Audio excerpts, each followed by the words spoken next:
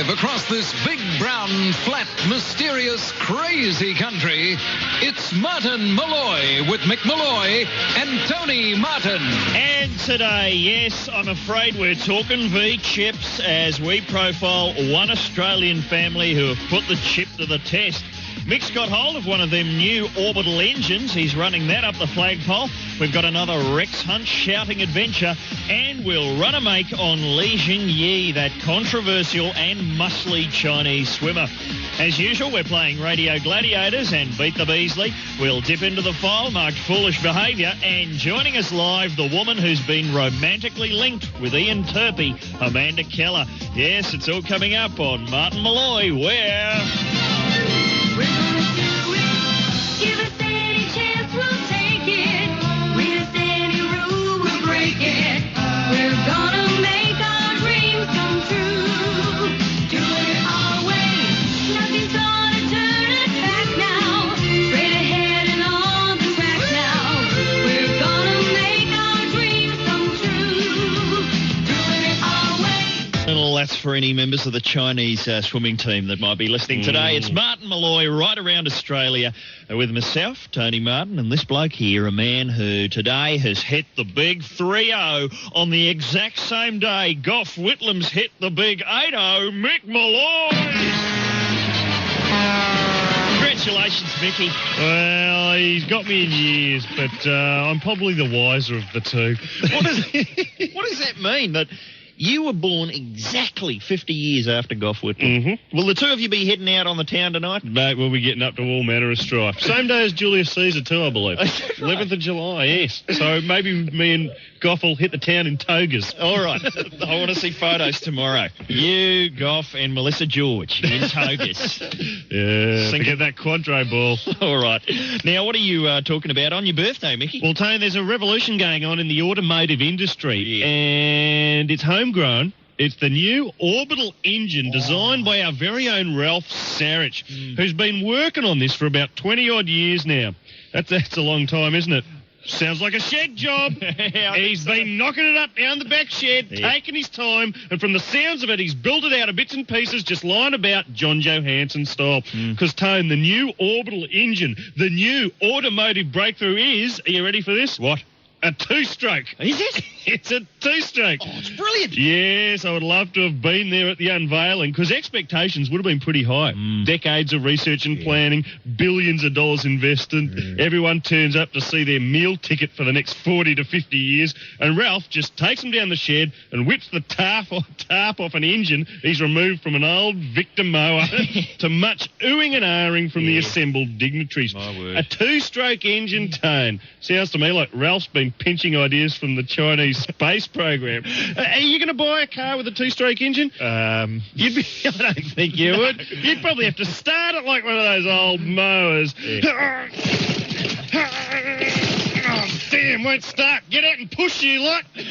Call the NRMA, will you? The only optional extra I can see on a car like this would be a grass catcher. Could that work? Well, it could be handy in certain circumstances. There you go. Here's an orbital engine I've been working on, Tone. All right. Sure, I know it looks like a standard outboard motor you'd find on the back of a tinny, probably because it is, but I don't know. It just could be the next big thing. Attach that to the back of a car, fellas, and impress the chicks. You'll be beating them off with a stick. The government, Tone, were the first to give the orbital engine the green light. Right. They've ordered 20 cars. Have they? And did you see them? All it looked like to me was 20 golf carts with flags on the bonnet.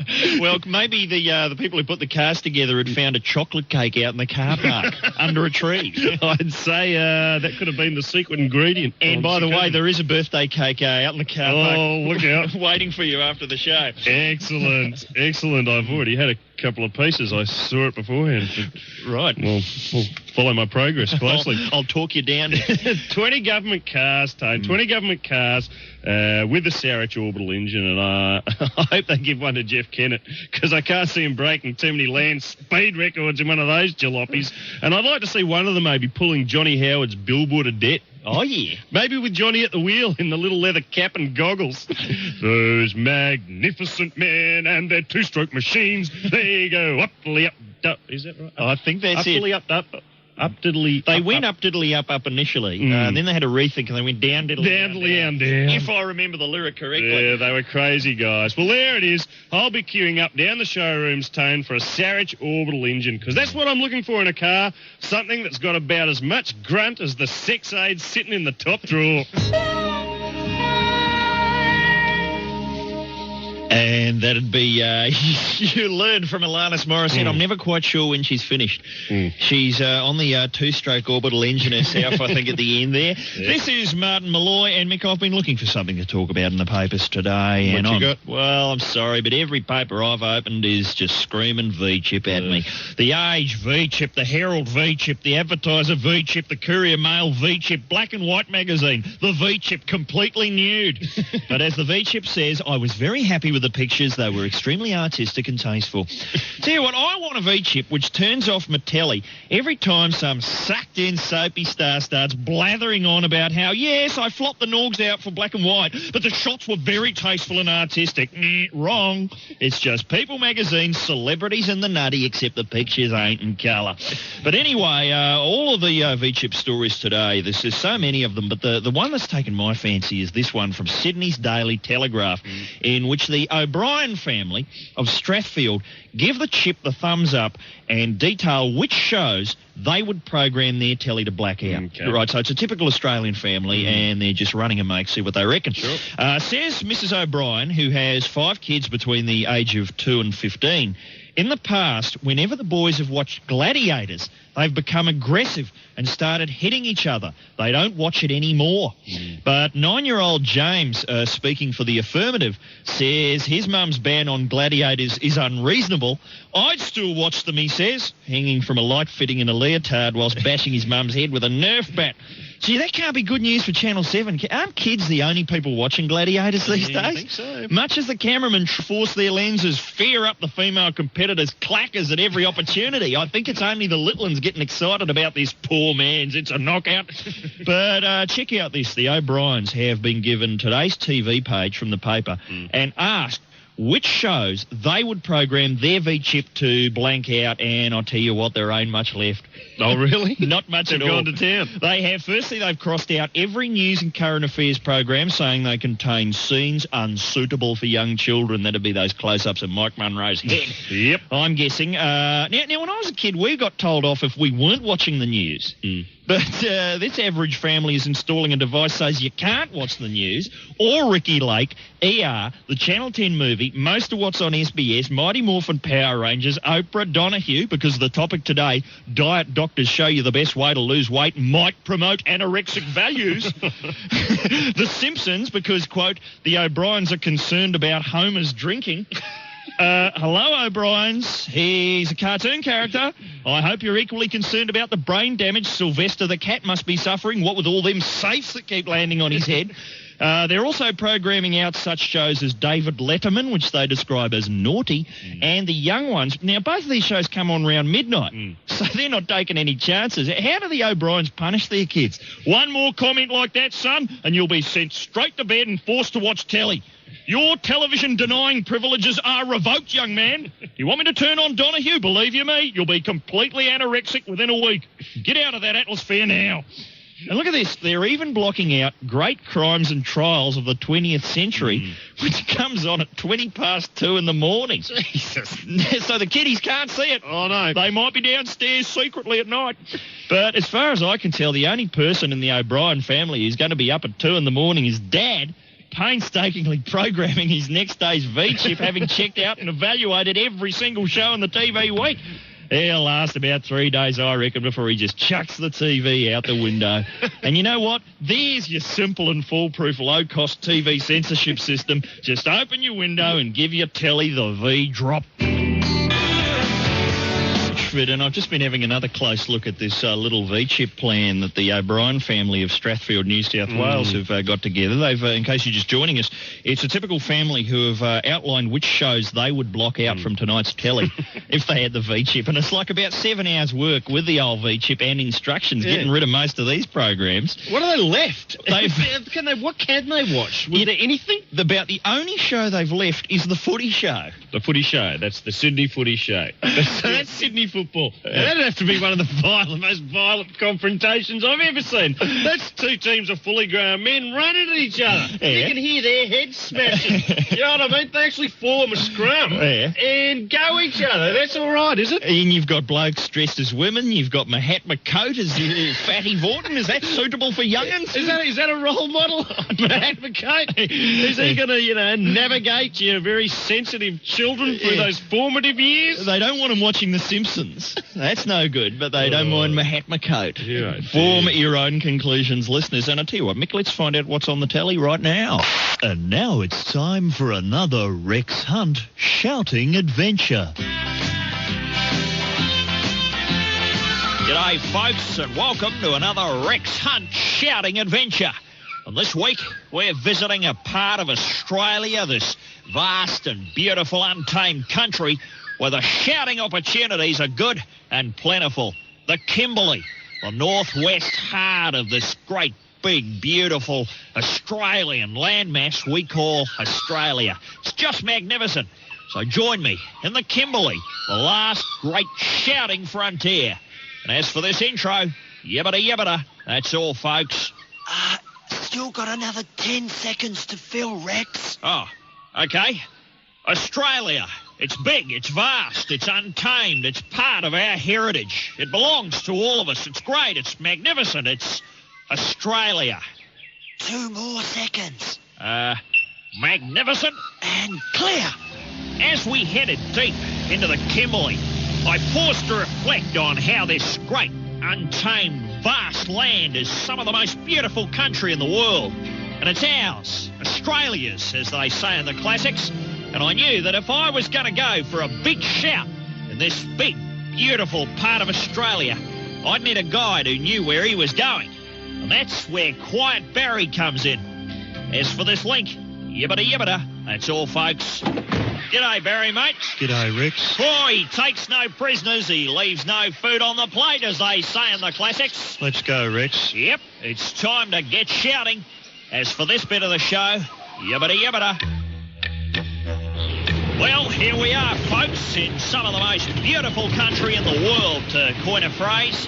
Just magnificent. And it's ours, this big...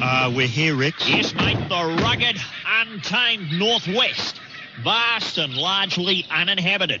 Just perfect for a spot of shouting. And unless my peepers have done me a disservice, this particular stretch of river is what I call a shouter's paradise. What are you going to start with, Rex? Well, Barry, mate, I'm a traditionalist, as they say in the classics, so I thought I'd kick off with a good old-fashioned Australia. So stand back. Here we go. Australia. Very nice. Not a bad cast, mate. And as is traditional, to coin a phrase, I always throw the first word of the day back. Australia. Nicely done. Yibbida yibbida. Well, I'm joined now, as they say in the classics, by Percy Boulder, one of the finest and loudest writers for Shouting Monthly. G'day, Rex. G'day, mate. Who's this? That's Quiet Barry, mate. G'day. He's a bit quiet. Quiet people have a place in nature too, Perce, and I think it's important that as Australians, we all recognise that. No worries, mate. Now, care to join me for a couple of magnificents? Sure. Magnificent. Magnificent. Magnificent. Magnificent. Magnificent. Magnificent.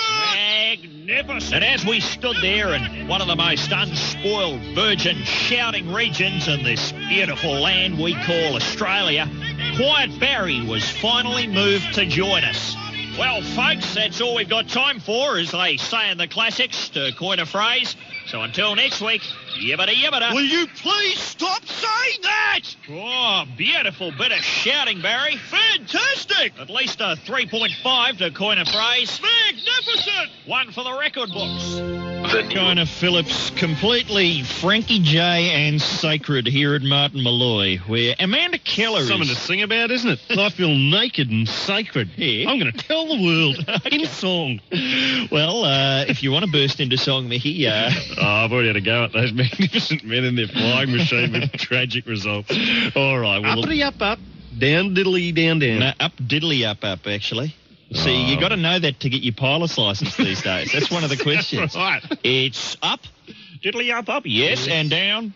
Diddly down, down. Congratulations, sir. Here's your wings. That's right. That's how that 7-year-old got that pilot's licence a few months back. Now, I mentioned Amanda Keller. She's coming in in the next hour, or she's going to be on the line at least from another part of the country. But she's got a new TV series on Foxtel. She's always got something new on the go. Yeah, and of course her relationship with Turpie, Ian Turpie, Terps Turpie on the HG and Roy program. What do you mean her relationship? Well, have you been watching Terps About the House on Club Buckaroo? Of course I have. It's getting pretty steamy. But are you saying there's an off-screen kind of development there? I'm just trying to hype the segment, Mickey. I'm doing what I can. You know. Okay. But what else have we got? We've got Radio Gladiators. That's worth hyping. What about Beat the Beasley? How did that go yesterday? It was a smashing success. Yeah, finally... Just ask Barbara Cartland. Oh, yes. I'm afraid we dropped a thermonuclear device onto Barbara Cartland's head, as we want to do on the show. It was a birthday treat for her. And despite the injuries, she's banged out 6 or 7 books in the meantime. So she's fine.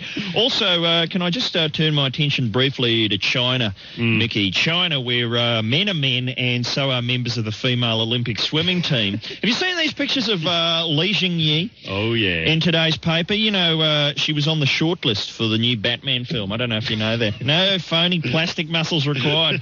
Lee's coach, the controversial Zhao Ming, who was, of course, banned for a year for not stopping the Chinese team's out-of-control use of steroids, said yesterday he expected his swimmers to dominate the female events in the pool at Atlanta. Yeah, of course they'll dominate. When you've got 7 swimmers who look like Kate Moss and one who looks like Fabio, which one do you think's going to dominate? But Li Jingyi is becoming so well known. Her name's starting to crop up in conversations. Have you noticed that, Mickey? Just last week, my girlfriend said to me, "If you were half the man Li Jingyi is..." But anyway, Jingyi, for her part, still maintains she's off the gear, and today released this statement. I've heard people say that too much of anything is not good for you, baby. But I don't know about that. As many times as we've loved. This is Martin Molloy. I'm Kylie and I'm born to be wild. Brought to you by Absolutely No. You're listening to Martin Molloy, where it's time for some of this. Radio Gladiators, your chance to represent your state and win fame, glory, and fabulous prizes. Here's today's challenge. Are you out of work? Are you looking for a job? Are you a dead set Paxton? Well, look no further than Zimbabwe. Have you seen this, Mickey? Yep. Applications are flowing in from all over the world because Zimbabwe, the government, the justice minister in Zimbabwe has said, we need a new hangman. That's right, they're still on the hang over in Zimbabwe. They need somebody to pull the lever. And is this replacing, or is it just there's more work available at this time of year? Oh, there's a big bank up. It's seasonal hanging. That's right. But it says, no, I think the previous one, well, he's carked it, basically. He's carked it, or did he get the gold watch? I hope it wasn't to move on. An on-the-job slip-up, but he had trained an understudy, but the understudy resigned several years ago. You know, his best hanging years were behind him. Okay. But, you know, you just get past, you know, you put it behind you. You go, I've had enough hanging. You know, it's time for me to just settle down with a shed. But they're looking for, and people have been applying from all over what sort of person? Going through down the CES, I don't know, apprenticeship, motor, hanging. That's the go. What am I good at? What am I good at? What are my skills? Well, that's what they say. They say applications for the hangman's job would be considered on merit. What does that mean? Track record. How many you've hung? Previous experience. Do you look good in the hood? You got to look good in that. And some people can't pull that hood off. It's not as easy as it looks. All right. Well, look at the Unabomber. You know, I mean, not everyone could have done what he did. No. In the hood. But anyway. The Unabomber. Why doesn't he apply? Well, I don't think it's a wind cheater. I don't think it's a bloke in a wind cheater. Why not? It could be. It's a proper full-on hangman. Well, I'm not going to get the job, obviously. No. Just a bloke in a wind cheater. I like it.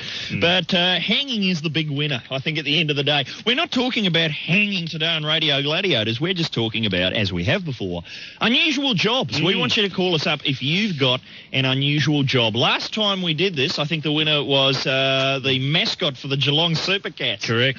Bloke who walks around all day in a cat suit, but maintains that it's a dead set chick magnet. And do you know anyone with an unusual job? Have you had one yourself, Mickey? Well, I actually almost got a very unusual job, which I applied for. I went for a copywriting job. This is true. We were for Grundy's. Oh, yeah. And had to go in and write out a gift shop for sale of the century. And I didn't get the job, and I won't actually go into the details as to why, but let's just say my 50-word sales pitch for a set of Niblick golf clubs was word for word identical to the girls sitting in front of me. And so I was turfed and told not to come back. That's true. Now you've got a sensible job hosting Beat the Beasley on national radio. Who's laughing now, Grundy's? All right. I know a bloke, a fairly hefty gentleman, shall we say, name of Colin McCabe, and he works in New Zealand. I'll tell you what his job is. Testing comfy chairs. He is an official comfy chair tester. Do you believe everything Colin tells you, Tone? Well, he looks the part. He looks good in a comfy chair. I'm thinking if I had a chair and I wanted to test it for comfiness, he'd be the man. What did he make of the Smoky Dawson? Oh, he wasn't too impressed by the Smoky really? Dawson. No. I don't think he felt it was, didn't have the little drink holders. He likes anything with a beverage holder really gets him in. Didn't come with a sick bag. No. And is the Smoky Dawson still on the market? I'm trying not to cause any legal trouble. I'm sure it is. Yeah, Smokey's still kicking on in the chair game, but he's very serious about it. Like, it'll be stand back, I'm the official chair tester. And how do you know if it's comfy? What, if he just nods off? That's it? They go into mass production? They go, that's a 9.8. And what about this? What about our friend who we won't name? He's been on the show. He's a comic about town, a well-known stand-up comedian who worked for a week in a sex shop. Remember that? Yes. Remember, I can't say his name. No, and you can't say the company he worked for either, I wouldn't think. No, I don't think that can be said on radio. But he worked and he got into a lot of trouble because business wasn't going as well as it should have been. No. And I think he got sacked when he suggested they could move more sex aids if they had a few in-store demonstrations. He was a thinker. He was shown the door. Is this... You don't... Oh, I think I'm done with the sex aids, Mickey. All right, I've got a mate who worked at Channel 7 in Melbourne. Right. And he worked in the props department. Oh, yeah. And worked there for some time. But one day they came running in and they grabbed him, put him into wardrobe and makeup because they were doing their lotto draw, their weekly night, and one of the government supervisors hadn't shown. Really? So they bug him in his suit, called him Fred, and stuck him behind the desk with the other two. And he had to sit there looking quite official. And he probably naked from the waist down. He probably had the big underpants on. Who knows? But I thought that was an unusual job. If I was one of those officials, because how many are there on the panel? Three. I'd get a Mexican wave happening if it was like, if it was 5 numbers. It was 66. Yes!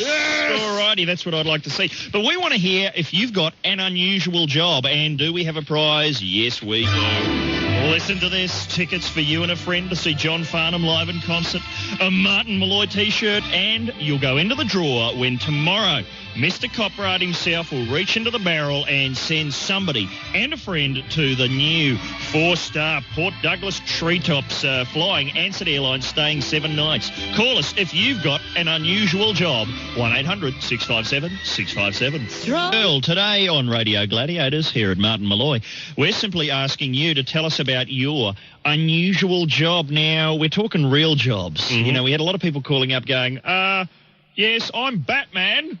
And you're thinking, that's an unusual job by anyone's standards. But I don't think you are, Batman. Maybe you are in your own mind. We want people with real jobs and unusual jobs. Who have we got, Mickey? We got Ron on the line. How are you, Ron? G'day, Mick. How are you, mate? Oh, I can't complain at this stage now, mate. We're on the hunt. Unusual jobs. Can you help us out? Yeah, well, I run a pet cremation and burial service. We're in business straight away. And how does that go, Ron? Business good? Yes, mate, it is. Yeah, it's not bad at all. And is it seasonal? Is it something are you into this? Is this constant? Yeah, it's pretty constant. The winter slows down a bit. The summer's a lot better. And is it just like a normal crematorium but smaller? Is there a little tiny conveyor belt taking the pets along to the flame grill? Is that how it works? Yeah, it's a lot smaller than a human one. Yeah. Right. You just feed them in and they. In time they come out the other end, yeah. And what kind of pets are we talking? Are we just talking your standard kind of dog-cat arrangement, or do you do all manner of beasts? Oh, I do all manner. Doesn't matter what it is, yeah. What's the most unusual you've done? Probably cockies. I do a lot of them. Right. Have you ever had to make a really, really long, skinny coffin for a snake? No, not yet, mate, no. Okay. Well, if you ever do, give us a call, Ron. All right, mate. Okay, thank you. And now we've got Kerry. Kerry, what's your unusual job? Well, it's not actually mine, but Right. it's my mother's, and she has a UFO shop. A UFO shop? What does that mean? A shop that's only been seen in the desert by hillbillies? What does that mean? No, not exactly, but she gets a few requests for custom-made UFOs now. She gets lots of people coming in with their abduction stories. And All right, so it's books, it's paraphernalia. yeah, that sort of thing, yep. Repairs for the UFO? Pardon? Is he UFO repairs? Yeah, well, she could do that, yeah, I suppose. Got anything down there with an orbital engine? All vertical takeoff. Oh, UFO, that's a big job. Oh, come. See you Thursday. We have to send to the Andromeda Galaxy for parts. The UFO shop. And has she ever seen one herself, Kerry?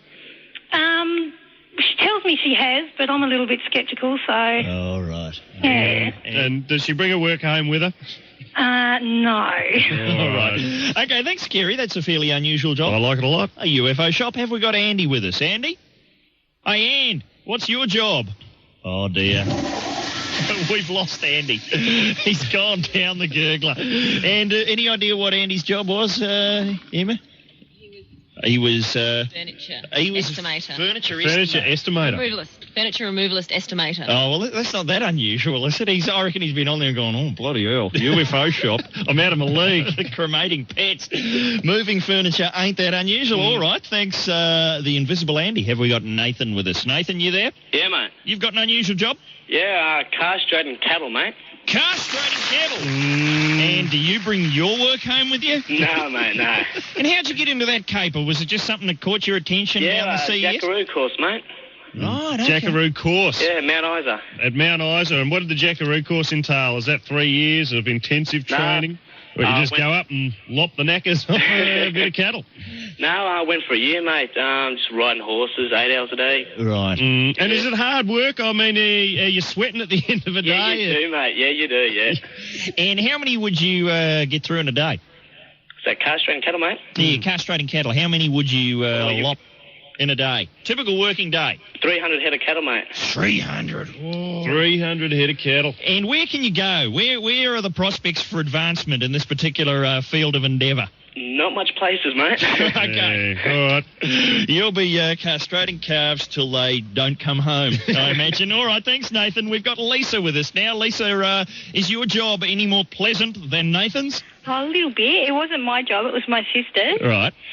She was a frog for Ribbits, Pizza and Ribs. Ribbits, pizza and ribs. Which state are you calling us from, Lisa?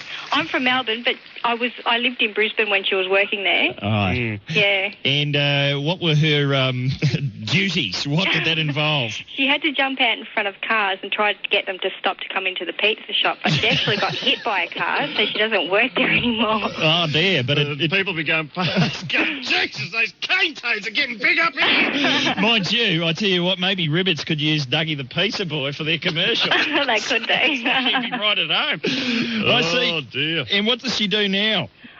She's actually a sales rep. All right, still got the costume? Yeah, it's got like the tyre marks on it. Right, tell her to wear it to her next sales conference, just for a bit of a gag. Yeah, she should do.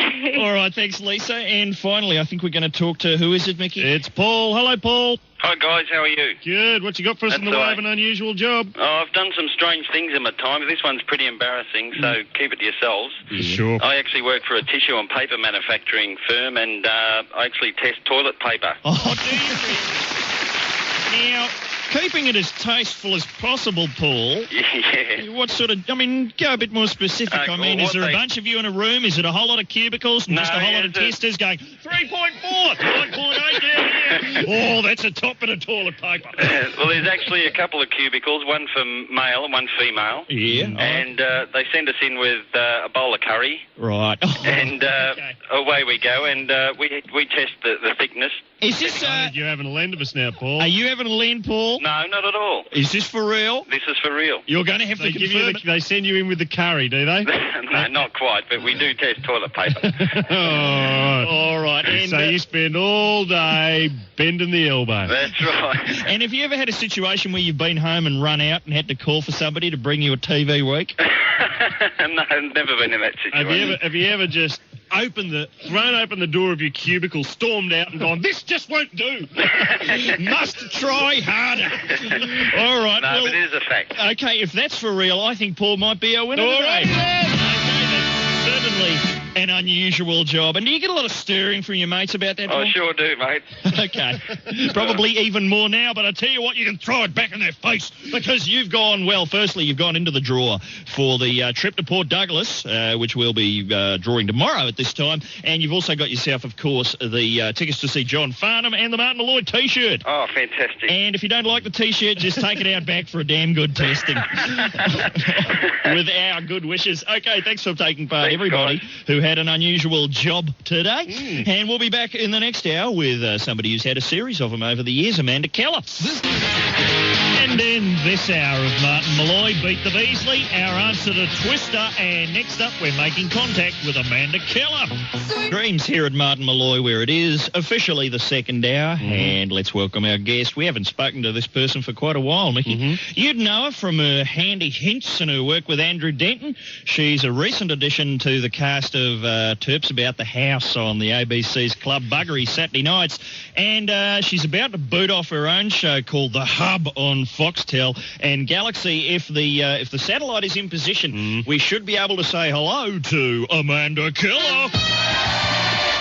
Can you hear us, Amanda? I can hear you. Hello, guys. Happy birthday, Mick. You and Goff on the same day. It's more than a coincidence. Thanks, and play Amanda. school today, too, I think. Was it today or yesterday? It was yesterday. Oh, was it? That makes me the same age as play school. That's extraordinary. Crikey. So you've been born and they've gone, let's get play school up on We've got to entertain him somehow. The first person with ADD. And did you get me anything, Amanda? It's in the post. Sorry about that. I'm sure. Actually, Unabomber style. I've got a present for you, Mickey. You haven't asked me. Well, have you got a present for me, too? Yeah, have a look at this. I got it today. And in the post, it's Dougie the Pizza Boy's driver's licence. It's yours for the next 6 months, I'm afraid. You might have to give it back then. Excellent. Unless there's another incident. Now, Amanda, what have you been up to? We haven't talked to you since about this time last year. That's right. I've had a really interesting 6 months, actually. The Denton show finished at the end of last year, and I've just been doing lots of bits and pieces that I've really enjoyed. Like you mentioned Terps About the House. That's my one chance to be a soapy star, I think, and I'm milking it for all it's worth. And what kind of preparation have you done for this role? It's quite taxing, actually. Well, the filming itself, we did some this afternoon. It took almost an hour, and we actually had to rehearse it once before we did it. So it's not as easy as a lot of people think. Is there lots of fireworks on the set? Is there lots of tantrums from actors saying, my character just wouldn't say it like that? Well, sort of Terps hangs around doing his crosswords, and the Cedrics and I just have a bit of a goss, and we dunk the Scotch finger biscuits into the cup of tea, and we sit on the sofas, and the afternoon passes, and it's just fantastic. Now, Amanda, for people who haven't seen Terps About the House, how can we explain it? I'm not sure. I guess it's like Man About... Is that what it was called, Man About the House? Yep. The English series where Terps... Don't make out like you never saw it. You've got every episode on videotape. With Terps sharing a flat with the Cedrics, and Terps never says anything, but life revolves around him in this flat. And I became involved on the night of the Cointreau Ball, which we pretended was a few weeks ago. And I came in, spent the night with Terps, thinking that he was Stan Thompson, Jack Thompson's brother. Right. Now, I'm sorry, Amanda, we've mentioned Man About the House, and I've got a terrible little vision in my head at the moment. Do you remember the opening titles of Man About the House? Yes, with the clothesline with some boys' underpants and bras and things. That's right. It was on back in the 70s, and they had it was a bloke and two women living together, and they showed the bloke, and they had a picture of him, and then there was the actor's name was supered up. Then they had the dark-haired woman, they super her name up, and then for the blonde woman, they just had a shot of her ass walking up the street. And then she was on a boat lying in a swimming costume. I remember that bit as well. But Wouldn't that look good on your resume? Just a shot of your ass and your name supered under, and that was her biggest role. Did you see the pictures of them? It might have been in Who magazine recently, in one of the Where Are They Nows, and it's so disappointing. It's tragic to visit people 20 years later. We just shouldn't. Yeah. Everyone should be killed when they hit 40. I think. Well, Amanda, we all had a good hard laugh at that, and then we looked at each other and went, that'll be us. And Amanda, because it's a bit of soapy work, did you spend much time researching by kicking back and watching the daytime soaps yourself? Oh, look, I've had another part of having sort of a nice, fun 6 months is I've been watching a lot of daytime TV. I'm a big soap fan, and I like all the Ricky Lake. I hate those shows, but I can't stop watching them. It's like watching a house burn down. Once you're there, you can't stop looking at it. There was one particular one a couple of weeks ago, actually. It was Ricky Lake, and the subject was, she keeps beeping my man. And I thought beeping must be a polite way of saying having sex with, but it wasn't. It was, this girl keeps paging my boyfriend. Oh, dear. It was so boring. They're getting so desperate. It's children with grandparents next week on Oprah. Outrageous.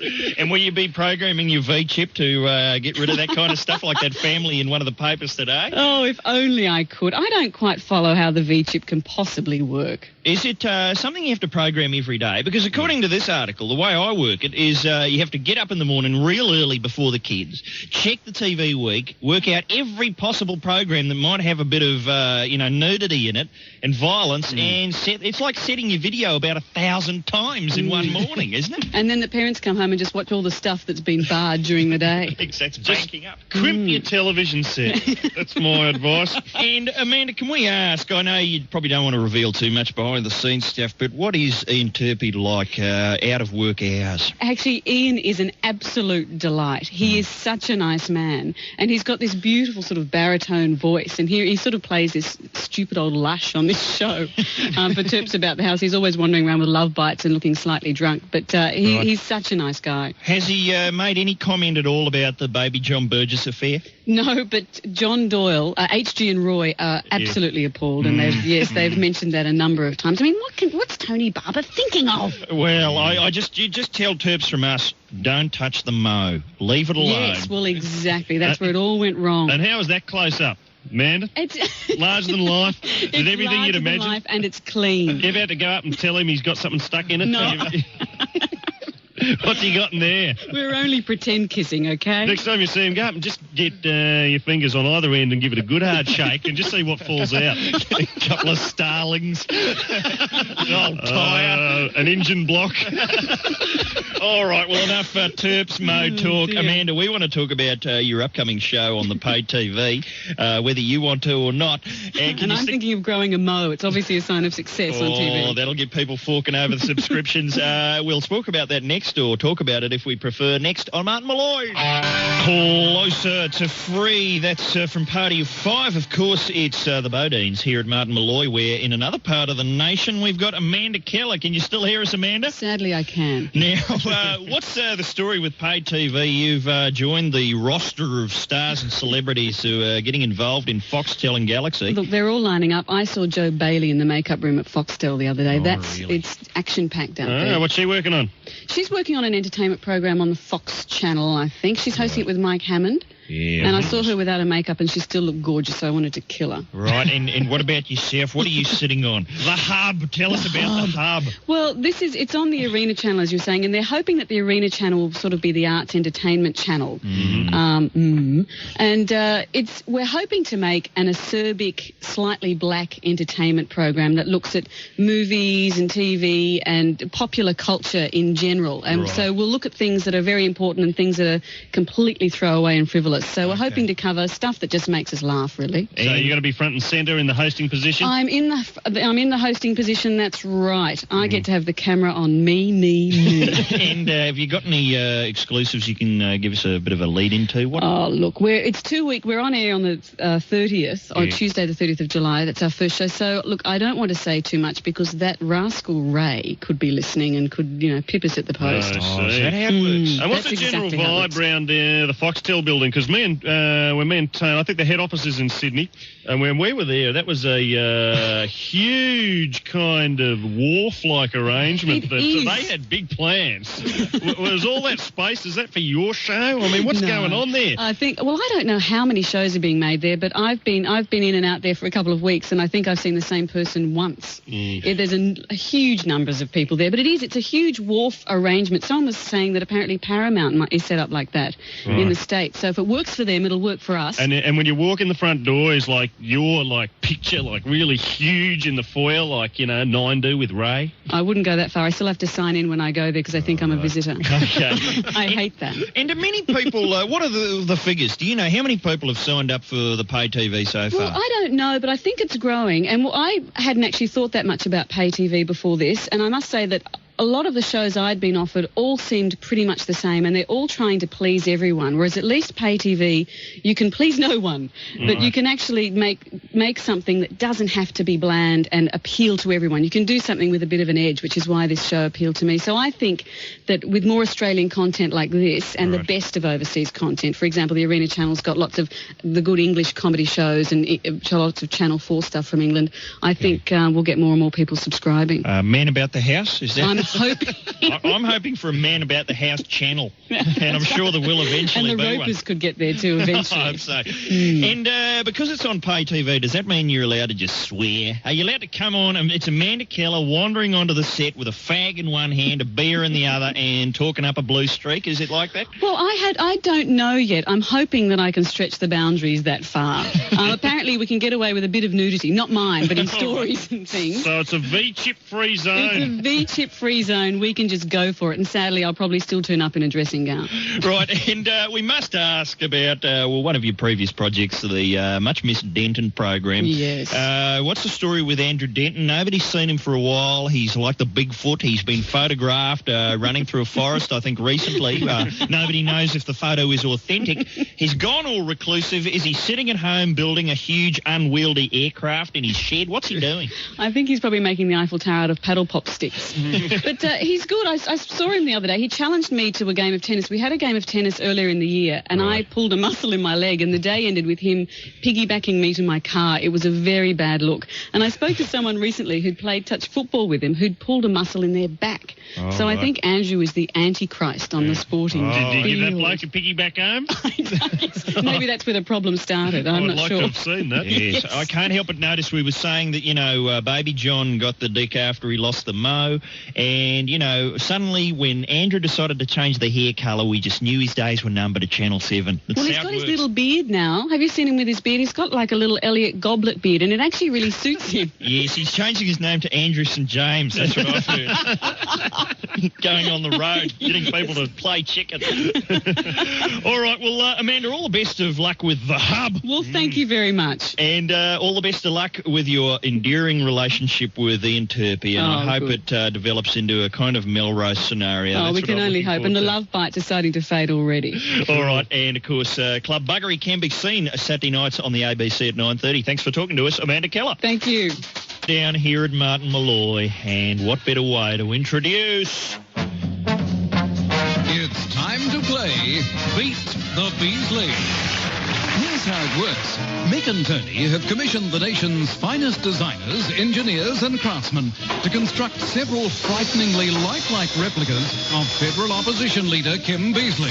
Every day on Martin Molloy, one of these enormous structures will be dropped onto something fragile, tiny or defenseless. That is, unless you can correctly answer 5 questions and beat the Beasley. If you're successful, you'll win a Sanyo Olympic home entertainment package, including a Sanyo widescreen TV, sports review VCR, enough pizza and Coke to get you through the games, and a cleaner to come to your place and deal with the aftermath. Okay, lads, roll out the Beasley. Yes, we'd be happy to, as always. Pete Smith and Mickey, did you see this article in the paper yesterday? Somebody, I don't know who, somebody in Australia is sitting on $52 million in 1 and 2 cent coins. They're not handing them back? They're not handing them back. I'd have half of that in my other pair of pants. Would you? Yeah. Well, I don't know if that's illegal, but you're supposed to be handing them back. Oopsie. There's a 1 and 2 cent piece amnesty. Is it a buyback scheme? It is. What do you get for a 1 and 2 cent piece? You get, well, I don't know. Nothing. You just get nothing. That's right. Fair enough. If you take them in lots of 10, Well, what's my incentive to take it back? Well, you'll get bigger coins. You'll get, I don't know. Bigger coins? Bigger coins. Cool. Shiny ones. I think what happens is you take in your 1 and 2 cent pieces and they leave them under a pillow and you get a whole lot of teeth. I don't bloody know. I'm trying to work with the tools I'm given. All right. But anyway, at least $10 worth of 1 and 2 cent coins are being hoarded by the average Australian family, and it adds up to 52 million. So we've all got $10 worth of 1s and 2s somewhere, like down the back in the car, under the mat in the car, back of the couch. Yeah, it's building up, and they say they'll never get the bulk of it back. And also, there's $20 million worth of $1 notes still circulating. $1 notes? Yeah, remember the $1 notes? Yeah, that was way back when. They were the days. That's before we went to decimal currency, I think. Well, I've got the answer because we've got all 52 million bucks worth of coins here in the studio, suspended over our heads. That's right. We've welded them together into a giant Beasley, a giant effigy of our federal opposition leader. And, you know, we do take requests here at Beat the Beasley, and I think we've had one. Who are we dropping the Beasley onto, Mickey? Michael Hutchins. Michael Hutchins. Who requested that? Bob Geldof. What a surprise. We're just going to drop 52 million bucks worth of 1 and 2 cent pieces on a Michael Hutchins. He wrote it out 5,000 times. Can you please drop $52 million worth of 1 and 2 cent pieces onto Michael Hutchins, please? Signed, Sir Bob. All right, well, we'll do just that unless you can answer 5 trivia questions successfully within the space of a minute. It's really simple. It won't hurt at all. Call us now. 1-800-657-657. This is Martin Molloy. Their apparent objective is to crush resistance, paralyze communication, and disorganize human society. Brought to you by Absolutely Nobody. And time to start programming your V-Chips, mums and dads, because it's time for the competition that always ends in blind, ugly violence here at Martin Molloy. Beat the Beasley. Here's what we've done today. We've constructed a lifelike replica of our federal opposition leader from a fair few 1 and 2 cent pieces, because there's a lot of them out there, 52 million bucks, in fact, worth of 1s and 2s that Australians are refusing to hand back. Obviously thinking that these will be worth something one day. You know, they're not worth much now. But they're not handing them back. We've got a lot of them. We've welded them into a Beasley. And what are we, or who are we going to drop it onto, Mickey? Michael Hutchins, I believe. For no particular reason. That's just the kind of people we are here at the show. But who's going to try and stop that, prevent it from happening, Mickey? It's Richard. Hello, Richard. How are you, mate? Not too bad at all. How's yourself? Oh, pretty good. Yeah, that's the way. What do you do for a crust, Richard? Oh, I'm at school at the moment. You're at school? Yeah. Can you tell us which school you go to? Lake Gendera College. Is that some kind of special school? Are you... No? Oh, no, just a normal one. Just a normal one? Yeah. Whereabouts is it? I'm in Canberra. Oh, in Canberra. What's happening? I think we're scheduled to drop by the FM 104.7 breakfast program tomorrow, so we'll be able to see for ourselves. But what is going on in Canberra that the rest of the nation should know about, Richard? There's nothing much happening here. Nothing ever does. Oh, really? It's that bad? So that's what it says on the ads. Have you seen the ads for Canberra? Nothing much happening. Something happens there. I went to school. I went to Aranda Primary. Do you know that one? Yeah, my girlfriend went there. All right. So did mine too, at a very early age. And, Richard, are you ready to play Beat the Beasley? Yep, sure am. Okay, it's pretty simple. We're craning the Beasley into position. Don't be distracted by the outrageous music and sound effects. We just want you to focus on answering the following questions. Here they come any second now. Whose house does Michael Hutchins live in? Bob Geldof's ex-wife. Yes. Whose house does Bob Geldof live in? His ex-wife's old home. Oh, no, he lives in Michael Hutchins' house, I'm afraid. What colour is our recently introduced $100 note? Blue. Oh, it's green, I'm afraid. What colour is Michael Jackson? White. Yes! Name the blockbuster film that's currently number 1 in America. Mission Impossible. Oh, it's in the past, I'm afraid. What's a nickname the gun lobby have for John Howard? Oh, no idea. Footwear. Jackboot Johnny, okay. What did you have for dinner the night before last? McDonald's. Oh, yes! that? Name 3 supermodels. Elle McPherson, Cindy Crawford, and Claudia Schiffer. Yes, now we're talking. Name someone who's gone out with a supermodel. Quick. Michael Hutchins. Yes. And yes, you've done it. For the second day in a row in the nick of time. What, was it the third day in a row? Did I get that wrong, Gracie? Okay, Richard, just in the nick of time, you've bagged yourself the Olympic prize back thanks to Sanyo. Oh, unreal. It's a bloody big telly. It's a sports review VCR. It's Coke, it's pizza, and you can make as much mess as you want because the Sanyo people are sending a clean around to your place. Unreal. And what did we learn in the questions there? Oh, dear. The new $100 note is blue, apparently. You haven't seen one of those before, Richard? No, too many 2 and 1 cent pieces around here. Gotcha. Well, I tell you what, I think we'd like to see plenty of 2 and 1 cent pieces strewn about the studio. Are you giving us permission to drop the Beasley? Oh, yeah, go for it. Here it comes. Run for your life. Look out.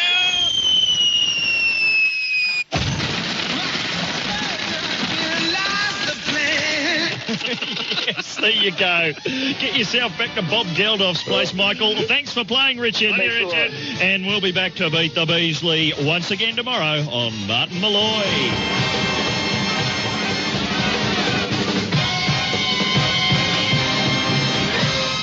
Fast love. That's George Michael here at Martin Molloy, where Mickey Beat the Beasley just went off in the nick of time. Again. Thanks, Richard. Had a couple of cliffhangers, haven't we, in the last couple of days? He knew his supermodels, but didn't he? Yeah, if he ever goes a mastermind, that should be his secret topic.